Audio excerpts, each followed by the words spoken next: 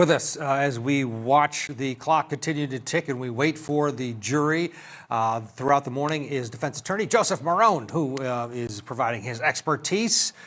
This is for both sides. This is a pretty tense time, isn't it? Even if you've been doing this for a while, when the jury's out and you're not quite sure which way it's going, what do you go through?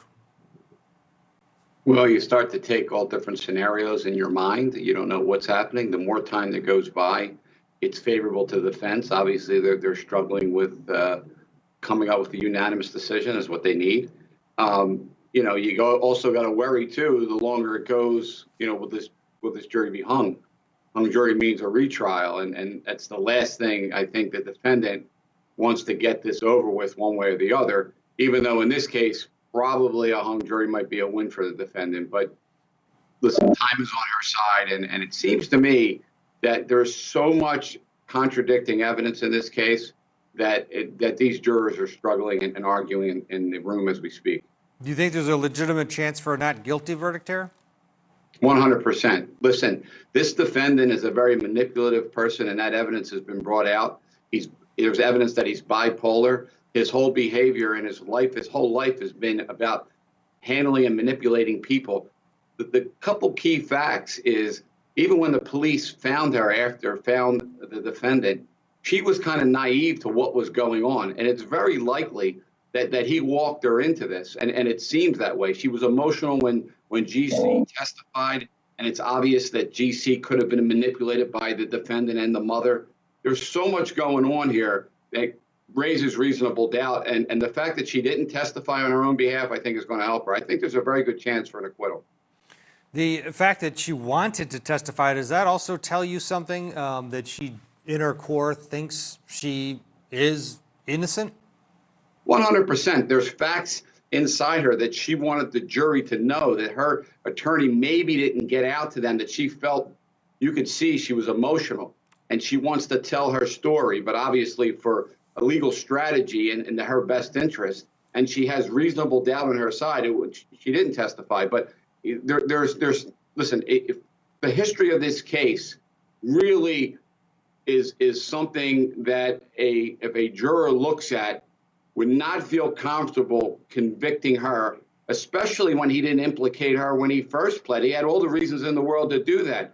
The only thing they're hanging their hat on is this phone call and maybe evidence that somebody heard her make this call. But it's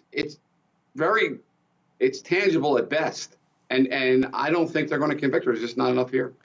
Not enough there, possibly for a conviction. Were you surprised that the evidence about her alleged mistreatment of the child in this case, GC, was allowed in, that she allegedly had her consume dog feces, et cetera? Again, really nothing to do, obviously, with this murder.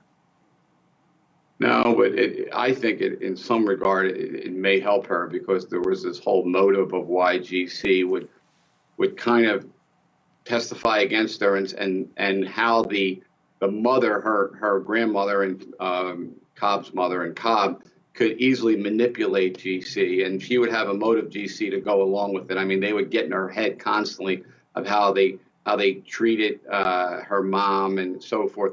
Yeah, I think it helps, that evidence. I think that evidence helped her.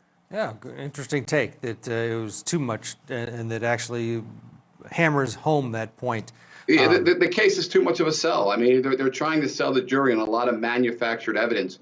They just don't have direct evidence to convict her. If you take everything else aside, the emotional part of it, everything, what evidence do you have to convict her? And you really don't. You have, allegedly she made this call, but other than going into a Walmart with Cobb back when to buy this phone, that's it. But it seems like you can believe she was manipulated by Cobb to follow him around, but she didn't know. Just like, so I don't, there's not enough to convict her. It's obviously reasonable doubt's going to win here. All right, well, we'll see what happens. We'll take a break. When we come back, we'll talk about the only witness that the defense put on the stand, the defendant's husband. We'll be right back.